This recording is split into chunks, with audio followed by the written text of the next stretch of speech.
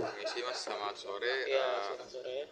Kita di sini dari Prodi Pariwisata UNJ mau minta izin untuk ke Mas ini untuk mewawancarai Cafe Platon ini ya. Jadi Ya, sebelumnya alasan kami datang ke sini itu untuk mewawancarai ini untuk keperluan ujian akhir semester dari mata kuliah dasar-dasar manajemen, dan untuk pertanyaannya sendiri kan seperti yang sudah kita beritahu sebelumnya, ini oke. mengenai tentang manajemen dan lain-lain ya gitu. Jadi masih seputar di sini. Jadi perkenalkan, nama saya Sakti Rizky Saputro untuk sebagai anggota kelompok di sini. Lalu Saya Sheila, ini rekan saya Regina, saya Zaira Nur Rahmania. Oke. baik, untuk Mas sendiri dengan siapa Mas? Oke, perkenalkan ya, saya Franz. Saya mewakili Peleton di sini sebagai, ya bisa dibilang perwakilan manajer operasionalnya lah. Saya terima kasih juga teman-teman udah mau percaya sama Peleton buat jadi bahan tugas akhirnya. Oke, kalau memang mau dimulai boleh. Silakan. Jadi pertanyaan pertama itu bisa diceritain sedikit gak cuma tentang Platon Bike and Cafe itu sebenarnya itu apa sih? Sebenarnya apa nih? Sebenarnya Sebenarnya ya kafe. perusahaan Cafe apa gitu. kayak latar belakangnya apa? Ya, jadi kita tuh berdiri mulainya tahun 2021 Oktober, kita buka udah dari Oktober 2021, berarti udah sekitar 4 tahun ya. Latar belakangnya itu sebenarnya tadinya kita ada nama Bike sepeda kan, cuman karena waktu itu 2021 memang lagi pada saat pandemi sudah mulai mereda, orang banyak yang sepedaan tuh. Itu kenapa kita ambil konsep nama Bike.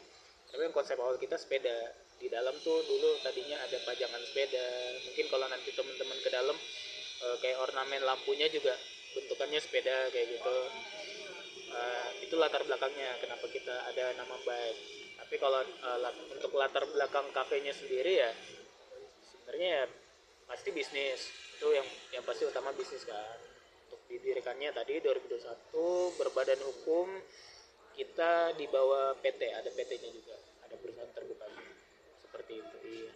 Nama PT-nya apa Mas kalau boleh tahu? Nama PT-nya Bulan Bintun Mata Alo, itu bahasa Toraja. Bulan Bintun Mata Alo. Mata Alo artinya bulan bintang matahari kok.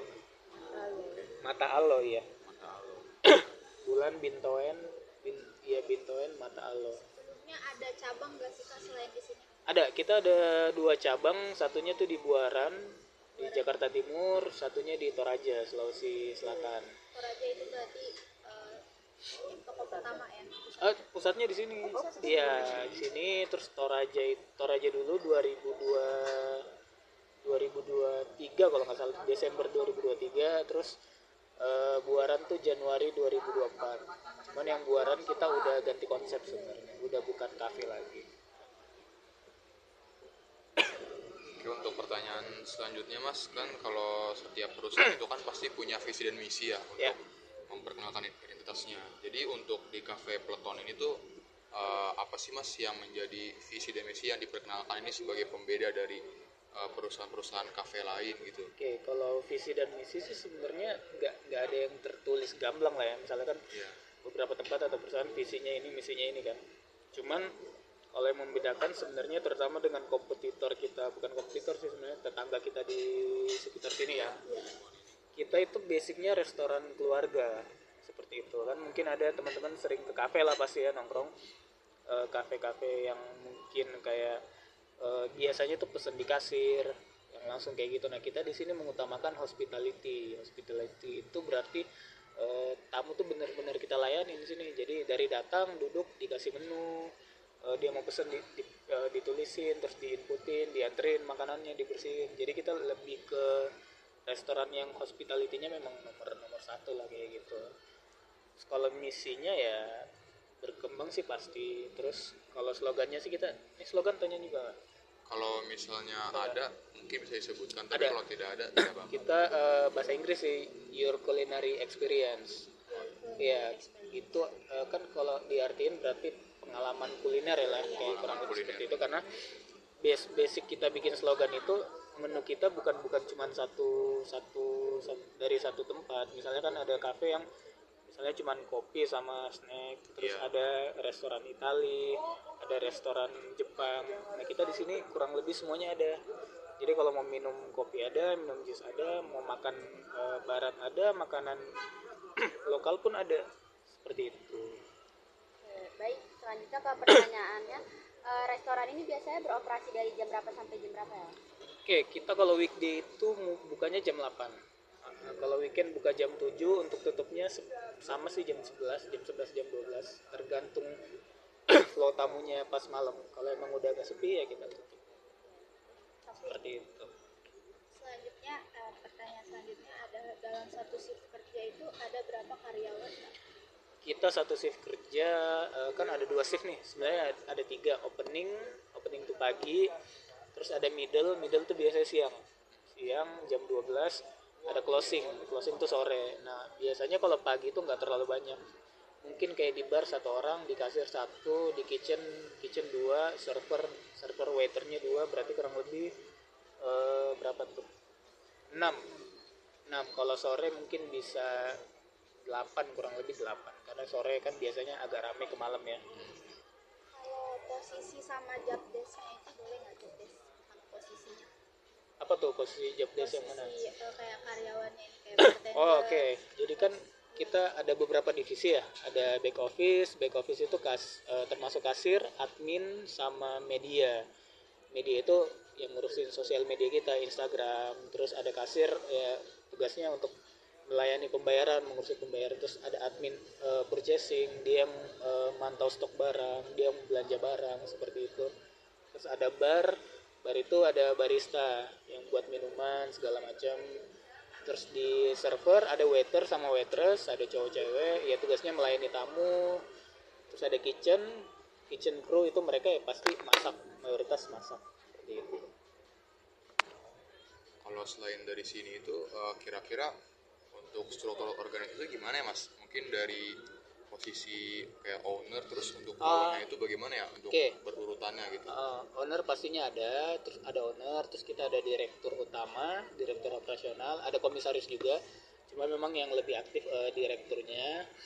Terus ownernya juga sering sih kesini, hampir, karena kebetulan rumahnya deket kan. Terus dari direktur ya ada konsultan, kita juga ada konsultan. Terus dari konsultan yaitu teman-teman yang di lapangan ini, yang manajernya, terus supervisor, seperti itu. Terus yang teman-teman yang tadi server, waiter, segala macam, kayak gitu. Baik, untuk pertanyaan selanjutnya, biasanya tuh menu apa sih Mas yang biasa best seller di sini ya dari pelanggan-pelanggan? Menu best seller kalau yang lokal sih ada beberapa ya, misalnya kayak soto Betawi. Kalau untuk makanan berat kan ada makanan berat sama makanan ringan ya. Soto Betawi termasuk salah satu yang best seller kalau kita lihat dari database-nya. Terus kalau makanan ringan itu pisang goreng aren, karena arennya itu kita kan ambil dari Sulawesi Langsung dari Sulawesi berarti? Iya, kita memang ada suppliernya, aren Sulawesi. Itu kan dari Sulawesi ya Kak, cukup jauh. Dan gimana sih Kak cara Kakak dan teman-teman memanage stok bahannya supaya tetap berkualitas, tetap fresh gitu? Nah itu kan tugasnya si admin ya, admin purchasing. Cuman memang tetap ada koordinasi dari teman-teman bar sama kitchen, karena di sini pengorderan barang itu setiap hari. Sistem order barang ada yang setiap hari, ada yang 1 minggu sekali. Misalnya kayak susu fresh milk itu bisa ya seminggu atau 2 minggu sekali, tergantung stoknya. Tapi yang harian tuh kayak sayur, kayak bahan-bahan fresh seperti buah-buahan itu, kalau biasanya sehari habis langsung order, besok pagi datang lagi, kayak gitu. Ada SOP-nya untuk kebersihan sama keamanannya gitu? Kebersihan sendiri ada, kebetulan tadi saya lupa nyebutin, kita juga ada housekeeping sebenarnya, ada housekeepingnya. Iya, jadi dia yang bertugas untuk kebersihan toilet segala macam, terus area tamu juga. Kalau keamanan sih sejauh ini kita nggak ada security ya, karena memang dari Sumarekon, kebetulan di kawasan memang disediakan sama Sumarekon langsung, kayak gitu.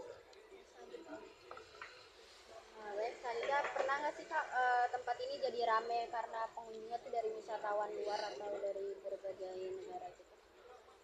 Oh, kalau ini ya asing ya, tamu asing ya. Kalau tamu asing sebenarnya kita nggak terlalu banyak sini, karena Bekasi sendiri kan untuk wisata yang menarik turis asing sebenarnya belum terlalu banyak ya. Cuman kalau memang boleh ada aja yang mampir, beberapa kali mampir. Cuman untuk cabang kita di Toraja karena memang itu daerah wisata, itu mayoritas kalau musim liburan hampir mayoritas tamunya bule. Nah, seperti itu. Jadi dia juga termasuk salah satu destinasi wisata. Betul, juga kalau ya. Toraja Sulawesi ya di Blitar. Oke, Mas, untuk di kafe ini sendiri kan pasti punya pelanggan yang bermacam-macam ya, beragam gitu. Nah, dalam melayani pelanggan itu di kafe ini tuh sempat ada tantangan tersendiri nggak sih, Mas? Misalnya kayak pelanggannya itu kayak nyebelin atau misalnya bertindaknya tuh sesuai nggak sesuai ini, nggak sesuai yang sepatutnya lah gitu. Ada tantangannya nggak? Ada beberapa kali ada baik dari langsung di sini ataupun di online ya, kayak Google review, ada komentar. Ada beberapa yang kita kita balas bahasanya baik-baik, tapi mayoritas kita cari tahu dulu masalahnya apa. Misalnya kayak Google, biasanya kita cari tahu dulu di teman-teman apakah memang pure kesalahan teman-teman di sini. Misalnya kayak biasa tuh tamu ya standar lah, makanannya keasinan atau kemanisan atau kepedesan, kan selera orang beda-beda kan. Iya, betul. Cuman ya selebihnya paling banyak kan miskomunikasi juga. Misalnya kalau lagi rame tamunya pengen duduk di sini tapi nggak ada tempat, pelayannya udah jelasin baik-baik, cuma kadang emang tamu yang pengen banget tapi nggak mau sabaran. Iya. Ya paling agak clash di situ sih, bilangnya kayak waiternya judes apa segala macam. Berarti selek-selekan di situ ya. Kurang sering. lebih seperti itu. Cuman ya selama ini ya kita coba, kalau di prinsipnya di F&B ya sebenarnya kita yang mengalah sama tamu gitu kurang lebih. Keunggulan dari kafe Peloton ini apa? Keunggulannya ya banyak sih sebenarnya. Misalnya kayak tempatnya pasti, tempatnya kan salah satunya di pinggir danau ya, jarang ya jarang di Bekasi yang ada view-view alamnya seperti ini kan. Terus kalau kebetulan juga saya bisa berani bilang sih Sumarekon itu Peloton dijadiin salah satu atraksi utama.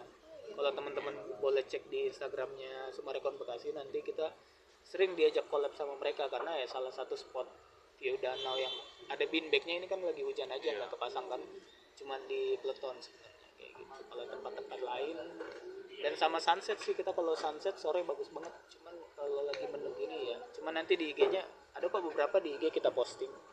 Kalau di kafe lain di sini juga ada dapet view danau gini nggak sih, Kak? Atau mungkin dapat tapi ininya tuh beda gitu keadaannya. Kalau ada pasti ada, ini kan teman-teman bisa lihat ya, ada yang dapat, cuman tergantung mereka setup tempatnya sih. Mungkin ada yang cuman kursi biasa, ada yang kursinya lebih formal, ada yang lebih, kalau kita kan memang konsepnya ada dua, ada yang sofa, ada yang beanbag. Jadi beanbag biar orang lebih santai, dan beanbag itu sebenarnya konsep dari awal opening pun kita udah beanbag. Kayak peningkatan pelanggan di jam-jam tertentu gitu ada nggak sih Kak biasanya? Ada, itu biasanya mulai jam makan siang. Jam makan Jam makan siang, nah, itu mulai ini. Nah nanti kalau sore agak turun tuh, nanti orang mulai pulang kerja baru rame lagi sampai malam. malam minggu pasti ramai. Malam minggu pasti rame karena Sumarekon pun pasti, area Sumarekon pasti rame. Walaupun ini kan lumayan kayak ada reservasinya juga nggak sih Kak? Ada, kita ada Ramai. rame karena kan reservasi ya, tergantung reservasinya sih, apakah dia memblok satu area atau gimana kayak gitu.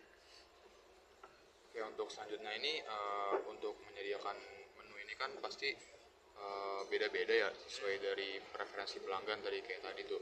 Nah, untuk menu di cafe ini tuh ada nggak sih, Kak, yang dikeluhkan oleh pelanggan gitu, yang banyak banget dikeluhkan pelanggan itu apa gitu, kalau boleh tahu? Banyak dikeluhkan pelanggan ya. Biasanya sih mayoritas ke nasi goreng, tapi itu balik lagi ke selera. Sama kan memang kita sini usahain teman-teman di dapur tuh konsisten kalau masak. Cuman yang namanya manusia kan pasti ada aja moodnya ya. Misalnya moodnya lagi kurang atau memang dia lagi masukin bumbunya terlalu salah, ya kadang tamu komplain aja kayak ini keasinan, ini kepedesan kayak gitu. Kalau untuk apa namanya dari preferensi pelanggan sendiri kan sebagai konsumen kan pasti ada yang milih-milih kayak maunya tuh mengunjungi kafe yang mana ya gitu. Nah, kalau dari segi pelanggan sendiri tuh ada nggak sih yang sekiranya pernah terdengar gitu untuk membanding-bandingkan kayak kafe ini, misalnya kafe A ini mendingan lah daripada kafe Plato soalnya dia begini atau misalnya kafe Plato nih nggak banget dibandingkan kafe B atau gimana gitu. Ada nggak yang kayak gitu? ada sih pernah beberapa kali. Satu kasus terakhir itu dia ngebandingin harga mineral Mineral. dengan salah satu kompetitor, bukan kompetitor, tetangga di sini. Dia bilangnya kalau misalnya di kafe ini mineralnya lebih murah, sedangkan di Ploton kalau lebih mahal. Karena memang di sini kita kan mineralnya pakai beling, kalau yang di kafe lain kan biasa pakai plastik kan, yang memang harganya beda jauh seperti itu. Cafe Ploton ini pernah terdampak sama peraturan pemerintah gitu gak sih kak, kayak ada pajak izinnya, terus jam operasional izin usaha gitu, ada? Kalau pajak pasti ada. Kita ya sejauh ini kita untungnya sejauh ini alhamdulillah kita bayar pajaknya nggak pernah telat ya, nggak pernah telat, terus rutin juga. Makanya di lemari kaca itu memang dapat piagam dari apa sih, Bapenda ya, Badan Pendapatan Daerah. Terus kalau peraturan pemerintah paling kalau ada hal-hal tertentu ya, misalnya kayak harus tutup lebih cepat kayak gitu. Tapi sejauh ini sih nggak ada sesuatu peraturan yang besar yang memaksa kita harus misalnya kayak mengubah aturan lah kayak gitu. Sejauh ini masih aman lah. Akhir-akhir ini kan kondisi ekonomi kita kan udah mau agak inflasi ya kak, ada inflasinya juga, terus juga Inflasi. mungkin juga ada masa-masa di mana Cafe Ploton ini mulai memasuki musim low season, jadi sepi pelanggan. Itu ada gak sih kayak strateginya biar tetap relevan gitu Ploton ini kafenya? Oke, kalau di F&B sendiri memang ada beberapa bulan-bulan yang low season, ada yang high season. Kalau low season sih paling kita biasanya malah jemput bola. Jemput bola itu kita beberapa kali event di luar, kayak kita buka booth kopi, terus ke wedding juga ada kayak gitu di beberapa acara. Memang mungkin pemasukannya nggak seperti kalau kita jualan di sini ya. Cuman yang penting kita tetap tetap eksis lah, tetap relevan sama perkembangan zaman. Tapi sejauh ini sih ya masih dalam batas wajar. Untuk lingkungan ya kak, ini kan kita kan di tepi danau, pasti kan ada gangguannya kayak nyamuk, serangga-serangga gitu. Itu terus juga ya itu gimana caranya menanggapi tantangan itu. Terus pertanyaan selanjutnya lagi, praktik ramah lingkungannya tuh ada kayak mungkin bahan-bahan plastiknya itu pengurangan plastik gitu loh kak, ada kak? Kalau menangani nyamuk di outdoor sih sebenarnya nggak bisa ya, di mana-mana pasti outdoor ada nyamuknya. Tamu itu sih beberapa kali komplain. Cuman paling solusi dari kita di beberapa tempat memang kita sediain kayak apa sih, insect killer namanya, yang lampu itu. Terus di atas juga di indoor pun kita sediain. Kalau untuk ramah lingkungan di sini beberapa takeaway kita memang saya akuin masih pakai cup plastik. Tapi mayoritas untuk takeaway boxnya kita pakai yang karton gitu. Jadi ya minimal kita membantu mengurangi lah. Kita tutup dulu ya mas ya. Boleh? Terima kasih untuk mas atas jawabannya. Sekian dari kami, wassalamualaikum warahmatullahi wabarakatuh. Waalaikumsalam warahmatullahi wabarakatuh.